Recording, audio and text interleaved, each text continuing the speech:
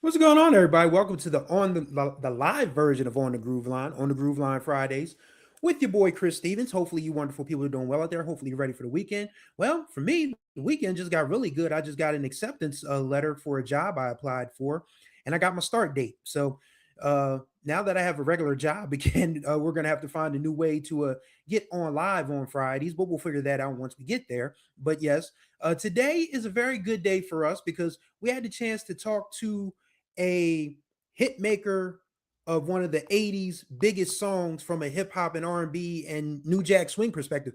A lot of people listened to this song and didn't connect the dots that this was kind of like a proto new jack swing joint. We're talking about Rumors by Timex Social Club. And this interview happened so crazy because I was actually going to I actually recorded a Rumors sort of retrospective on my part. And when I started promoting it, it got out to Marcus Thompson of Timex Social Club, who is the founder of the group and wrote the song.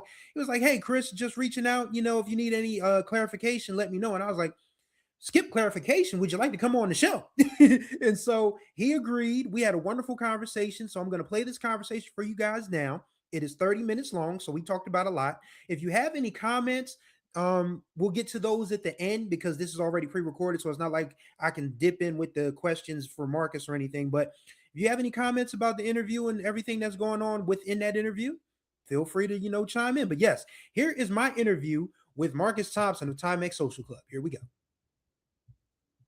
All right, what's going on, ladies and gentlemen? Welcome to this special interview segment of On the Groove Line Live. And when I was planning out my week, I had a lot of things planned, but then sometimes you happen into interviews by accident, and they are welcome accidents. So I was planning to do an episode on Rumors by Timex Social Club, and who should reach out and say thank you about doing the show. And I was like, well, let's just scrap the whole show and have him tell you the story himself. So it is our deep honor and privilege to have one of the founding members of the Timex Social Club, Mr. Marcus Thompson, join us here on the Groove Line today. Marcus, how you doing?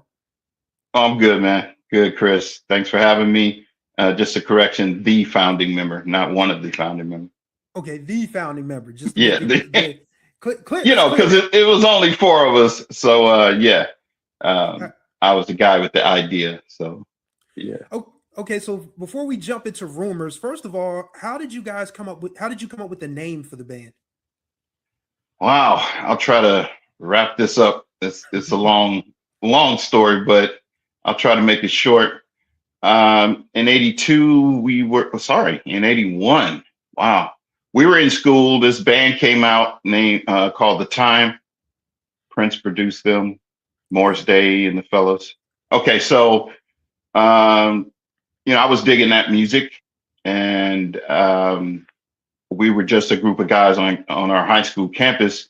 So we dubbed ourselves Timex after them. Right. So the social club part wasn't there because we were just students. We were, just in high school. The music part hadn't come yet.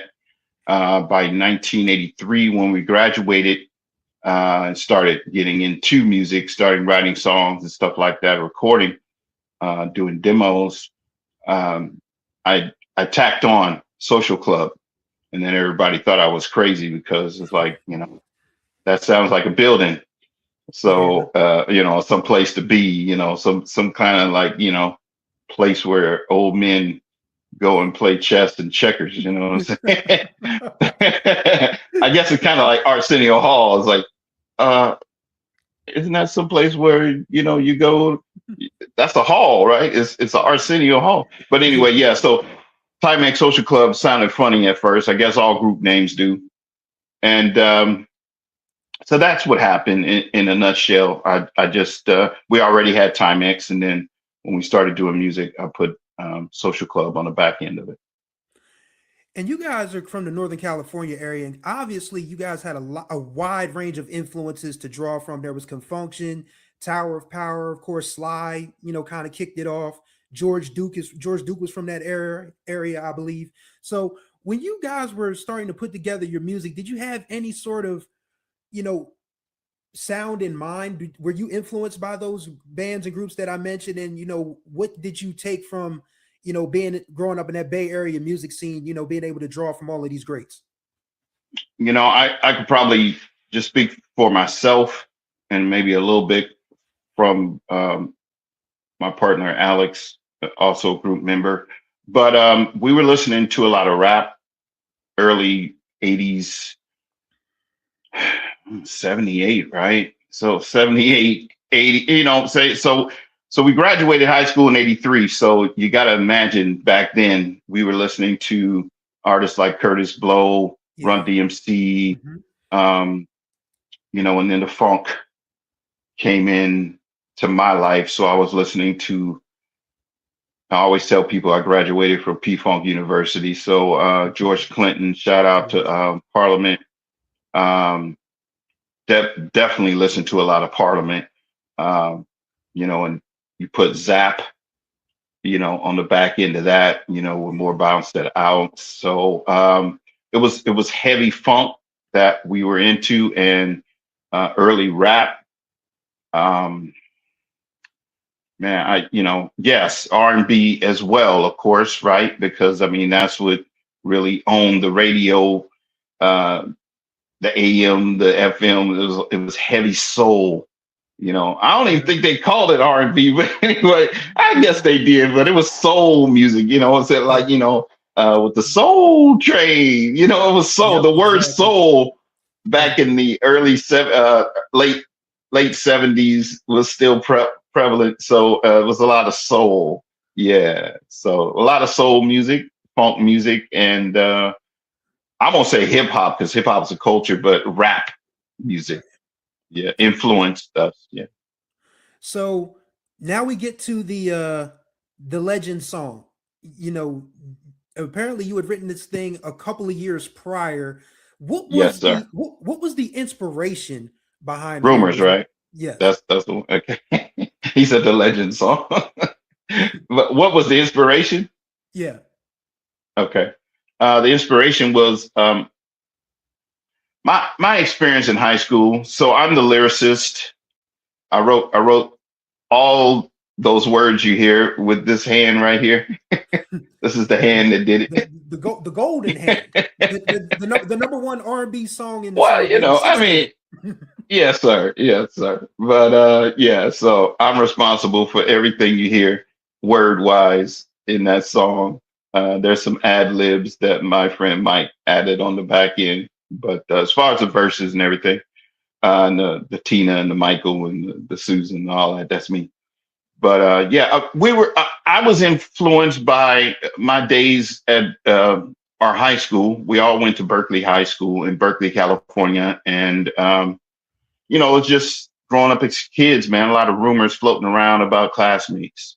So I was at work one night. This was after graduation, and the summer after graduation, and I was bored. I was a security guard working graveyard, Ooh. and I used to call it babysitting buildings because that's all I did.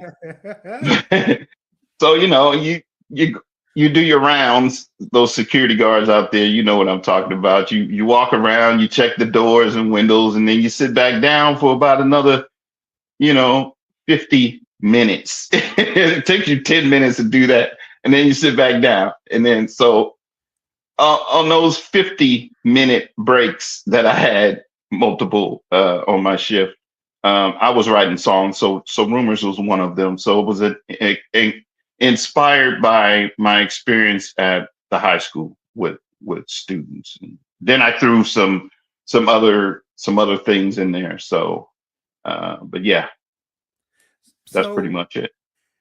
when I was thinking about this, I mean, you guys graduated high school 83. I was just turning two. So I graduated high school in 1999. And I joke when I'm Feeling old, sorry. bruh. Sorry about that.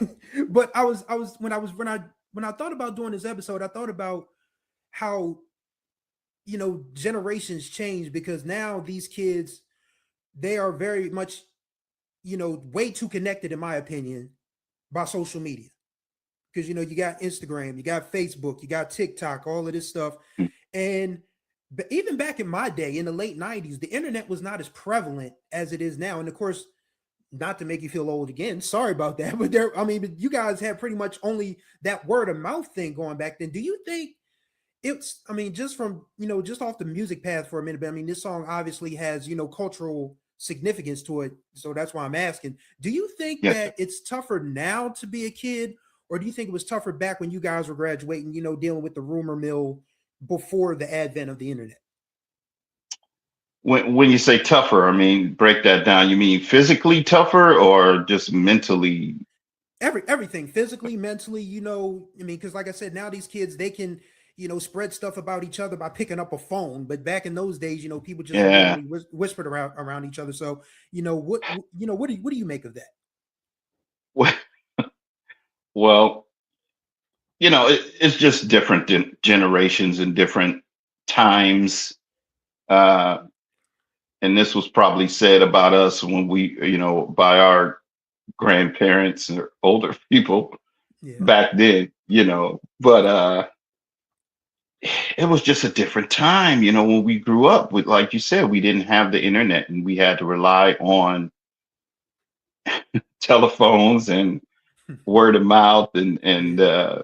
you know, speaking of hip hop again, people would spray paint things on the wall or write things on the bathroom wall about you.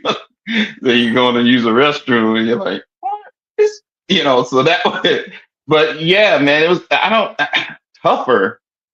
I don't know. The times are different. So, the joke is, could these kids survive a week or a month back when we was, in our day?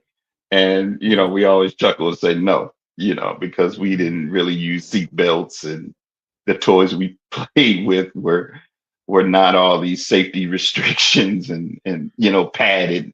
you know you didn't have all these padding and things like Right. that. You fell down, you got hurt. You fell on something, you got hurt, you cut yourself.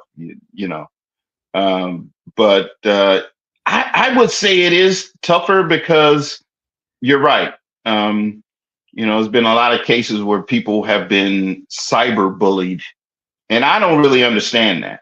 To Okay. me, I put the phone down if somebody says something I don't like, or I click off that screen. But I think today, the younger generation really takes those things to heart.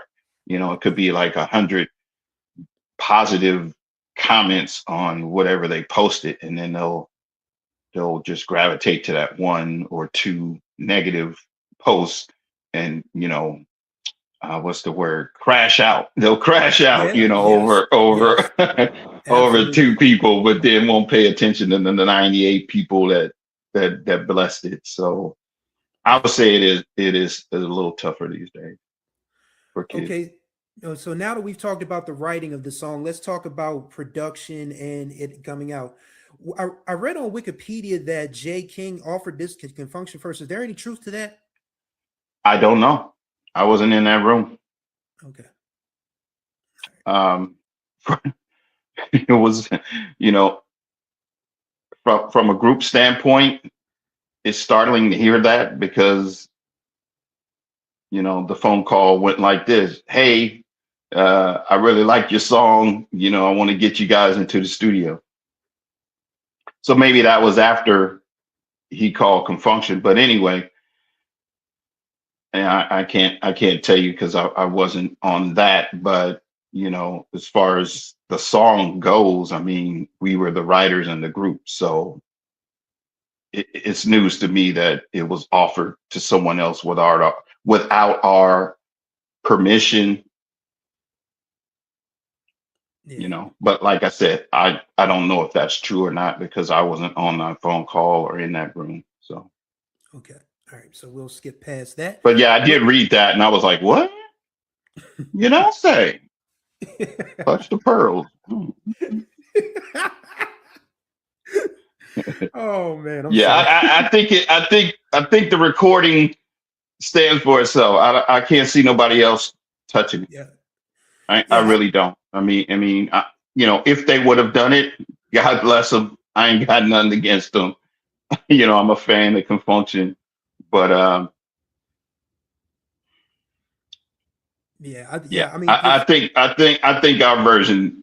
I think uh, we put our foot in it. So, Yeah, I think the version. I mean, obviously, because it's the only one that anyone remembers, and only one anyone should remember. Because I live in the Philadelphia area, and okay. we have a couple of old school DJs that have mix shows on the weekends, and Mhm. Rumors is always in their rotation, and Wow. I never. I mean, I stop what I'm Thank doing. you, man. I, Thank you, I DJs. yeah. DJ Touchtone and Bent Rock and Tactics on Classics 107 and 9 out of Philly. They play that Wow. regularly. I think Doc B on WDAS plays Rumors as Much well. But love. yeah, Much but love to them. yeah, but every time I hear that little piano, and then and I'm like, all right, let me stop it, listen to and listen to the song because it's hypnotizing. Honestly, this is what I would call because again I'm from the Philadelphia area and my mom made me listen to Philly Mhm. soul all the time. As a kid, I hated it, but now as an adult, as somebody who loves music historically, I've grown to love Philly soul. So this is a compliment when I say this. This sounds like a New Jack Swing version of Backstabbers, like being able to, Oh, you know, you rumors. know, yeah. Rumor to Oh, me sounds like wow. rumor sounds like a New Jack Okay. Swing sounds like a New Jack version of Swing of Backstabbers because when you think about how Eddie and Walter are talking about the dudes coming to their girl's house behind their backs or whatever, and then you have the words that you write about Tina might be in too loose, Michael might be in too gay, and Susan being 6 feet tall and a camisole. I had Well, to, when I didn't. when I first heard that Yeah. song, I had to Google what a camisole was. So I What? yeah, when I first heard the song, I was I was like, what? heavy into my Prince bag right Yeah, there. So that's a nod to Prince and Apollonia, and Vanity Six, I should say. Vanity yeah. Six. Susan. Susan is the Susan. Susan from Vanity Six is the Susan in that song Oh, that I was oh, referring to. oh, wow. So let me Okay. clear that up. And yeah, so the camisole was Susan. And if you go back into the Prince, if you skip over us and go to the Prince bucket, you'll see, you know, all that stuff with Vanity Six was all shot with camisole. It's hard to find a photo or video of them with clothes on. So The that was old my young ladies. mind going there. Yeah, Hey, lingerie. hey, I don't blame you. Now looking back on the Yeah. videos, I don't blame you one bit. But All right, so I wanted to tell you something about the beginning of Rumors that you may okay, not have known. You okay. had referenced the beginning, the very beginning of it. Hmm. When you drop the needle, the piano roll, right, Yes. and then the drums start. So that piano roll was a mistake. Really? Yeah, it wasn't supposed to be in the song at all. Ooh, wow. Yeah, it was a mistake. We were playing around one day in the studio, and my friend Alex, he just did that. I mean, I think we were talking about something and he was being impatient and he was like, come on, guys, let's do this. Let's run through it one more time. And then instead of just hitting the drum machine, where it will start on the one, boom, boom, boom, boom, boom, he went, Hmm. and man, we turned around and I guess he thought we were like upset at first.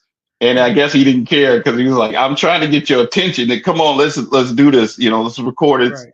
record these vocals. And so we stopped him and we was like, dude. And he was like, what? He was like, no, you don't understand. That's how it's supposed to start.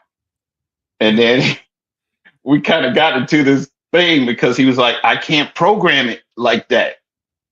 Because we were using um,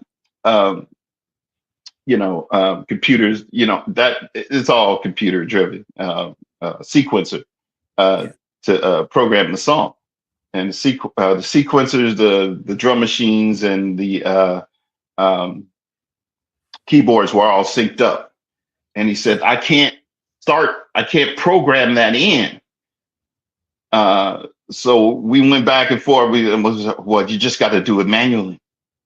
That's the way the song's going to have to start from now on, since you was tripping and did that little thing. So sometimes in the studio, little things like that, and we're not the first group to discover something quirky like that wasn't planned but got in. Yeah. So yeah, I just wanted to let you know Mm. that little piano riff was not planned. It was actually something that was manually done Mm. in the studio on that recording. It was not supposed to be there at all. That that is incredible. So when you get Yeah. to, because the song Fun. was kind of slow burning at first. It hit, first it hit the Billboard 100, then it hit the R&B top 40. Then by this time, or this week, 40 years ago, you guys went number Yes, sir. one on the R&B charts. When you look That's back, right. when you That's look back, right. It and when was you look this week. Yeah. Yeah. When you look back on that, what are your memories of, I don't know if you guys heard it on the radio or you were reading a Billboard magazine, but how did you get the notice that you had the number one R&B record in the country, and what was the feeling like at that time? Well, uh, that was a that was a little trippy 2 weeks, man. I mean, we got the notice from our road manager. We were on tour with Run DMC, and Yes. we were opening for the Raising Hell tour. So we were selling out arenas all over the place, and we were feeling good. I mean, the fans were loving us. The song was climbing the charts, like you said. And then, so we get to New York, Mm. and we're about to do the Madison Square Garden show. And, there's a knock at my hotel room door. It's a road manager. He comes in and he tells me, I got some good news and I got some bad news. And I'm like, oh man, what's up, bro? So he said, the good news, you're number one this week in Billboard. So he showed me, he had a copy of the Billboard magazine. He said, the bad news is y'all can't be out there acting like you number one. You gotta, just Oh, chill, right. because you don't want to upset the headliner who was, Run DMC. You upset them, you kind of act like you're too big for your britches or whatever. Yeah. uh, you might get kicked off the tour and replaced. So we was kind of, because every time one of the groups on the tour had a milestone, we'd celebrate. Right. And I'm like, you mean to tell me we can't celebrate our thing? And Mm. he's like, nah, bro, I wouldn't do that if I was you. It's politics. It's, just keep this, stay right here where you are. Just pretend like you don't even know that you number one. Wow. The crowd dictates, the crowd goes crazy. You can't control that, but don't be all on the mic. Blah, blah, blah, blah, blah. We number one. Your opening act. Stay in your lane. So Wow. that was a little hard pill to swallow because, like I said, we were celebrating their milestones, but we were told not to celebrate ours. So it was good to see it in the magazines, but Yeah. no, we didn't have no big party with the champagne and the girls and nothing. Wow. We didn't. Y'all What's y'all that deserve. video? Tupac, I get around. No, it wasn't. It wasn't nothing like that. Oh man. Nah, Yeah. Timex was under wraps, bruh. Yeah, y'all deserve that party though, because because Right? that's when and thinking back You on go. that, we're talking about this song 40 years later that you Yeah. know my generation has picked up. People from your generation still love that song. Mhm. Are you still you're still going out on the road, different things today, correct? Yes. Correct. So you're still performing this song 40 years later, and you're still getting, these major reactions for it. Did you imagine that Yeah. when you wrote this song in between your breaks as a security guard at 18 or 19 years old, that 40 years later people would Uh, still be, that people would still be going crazy over your words on this record? No, sir, didn't at all. I mean, I guess it's like having children, and one of them pops up and becomes the president of the United States, Barack. Yeah, Uh, but you just think everything that's coming out of your pen is fantastic, you know. Um, if you'd I always tell people the demo tape that Jay heard, I think Rumors was the third song or on that tape because we had written some stuff that we felt was better. So we put it before Rumors. So that goes to show you. I mean, you think everything you write is a hit when you're a writer. I mean, it's seldom that, writers go, yeah, I mean, yeah, we like, yeah, man, that's a hit. Yeah, ooh, wait till you hear this one. And I'm working on this one. yeah, But it's left up to the public. And, that is that's it. So no, to answer your question, no, I did not know that was the one. I felt good about it. I felt it was solid. And we, definitely played that demo for a lot of people.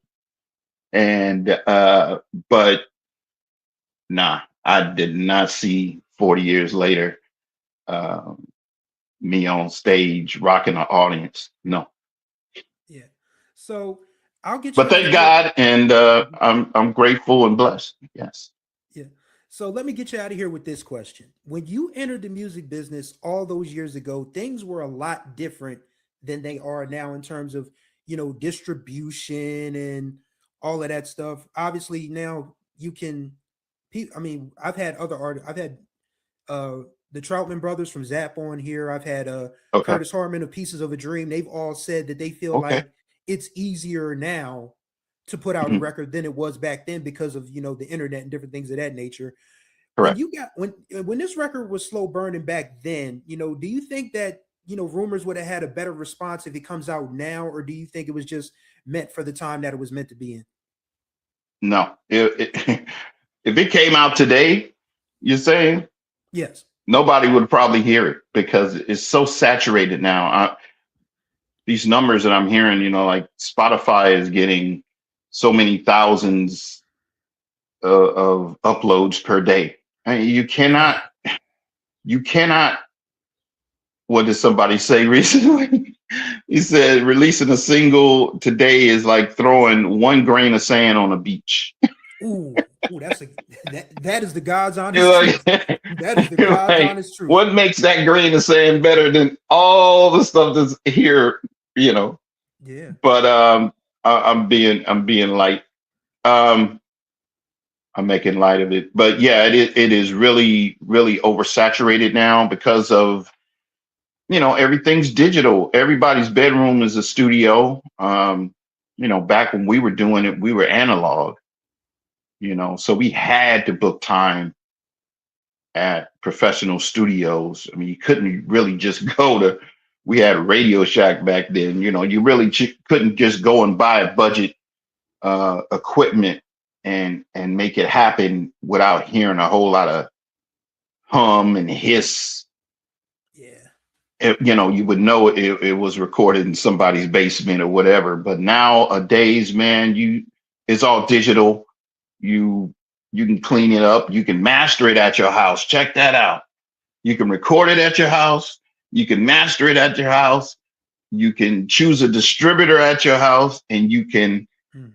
pay whatever little fee and then get it uploaded and put on Spotify and have a link on the internet for people to either stream it, buy it, uh, and then if you want to perform, you can go to YouTube or YouTube, uh, whatever TikTok, whatever, Instagram, and film a live performance and upload it there. I mean, but yeah, yeah. If Rumors was released now, I don't think anybody would hear it um, without a major ad campaign behind it. Right. It would have to be everywhere. But I often tell people we went viral before the word viral or, you know, whatever that is, it's, yeah, I have people rolling up on me now, man. Grandmothers and grandfathers and, they love it. They still love the song. So, yeah, I'm just blessed to have it happen. And I think it happened when it was supposed to happen, Right. you know, back in the 80s, back when it was hard to do. It was hard to get on the radio. It was hard to get a release. It was hard to get noticed. It was hard to get fans. Everything was hard, and we accomplished that. So, um, yeah, I'm loving that we did it the hard way, Right. because it's lasted this long, Yeah. and it's going to keep going after I'm gone. It's going to keep going.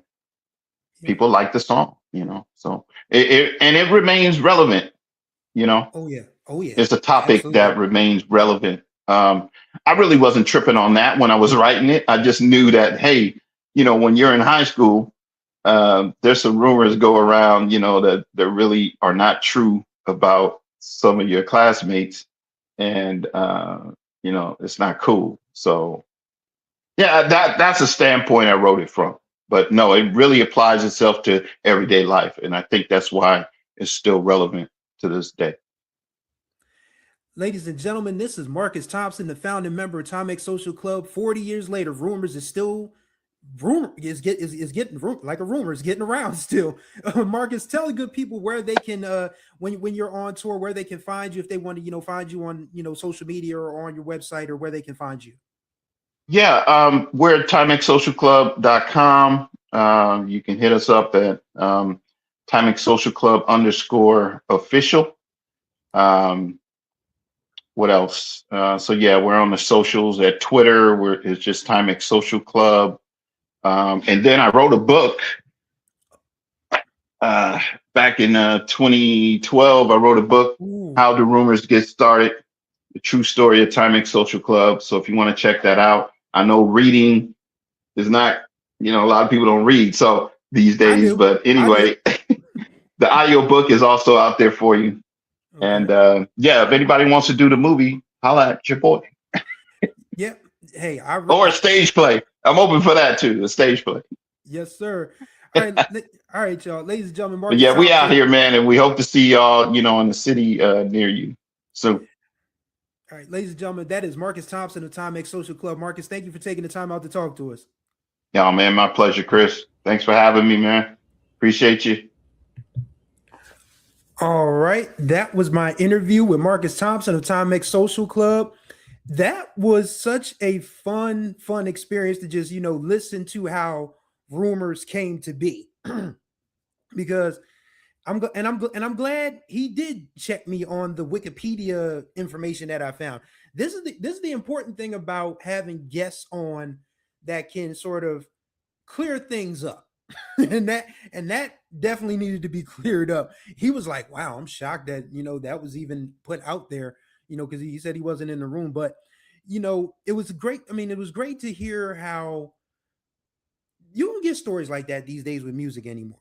You don't, because literally, everybody, like he said, everything people can do from their living rooms now. I mean, hello, I'm doing this podcast from my bedroom.